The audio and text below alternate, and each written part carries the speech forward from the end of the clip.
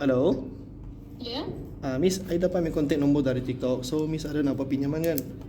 ada. Okey, lepas tu sebelum ni pernah buat pinjaman tak? Pernah. Tapi nak tanya dululah. Ah. Tempat tu tak kena bayar deposit ke? Bayar apa deposit?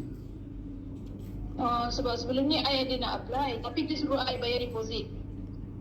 Buat pinjaman dekat mana-mana pun tak perlu bayar apa deposit memang. Kecuali scammer. Sebab sebelum ni I dah bayar 500 processing fee. Tapi I tak dapat apa-apa pun. Bayar dia 500 lah. You suruh banking dia? Dah. Ayo, jangan banking dia mah. You buat pinjaman dekat mana-mana pun tak perlu bayar apa-apa depositnya. Okay. Okey, macam ni. You cuba send I punya dokumen dulu boleh tak? Boleh? Okey, nanti you send saya. I lah bagi tahu I apa dokumen I perlukan. Boleh. Nanti apa-apa saya WhatsApp you lah. Alright, thank you. Okey, thank you.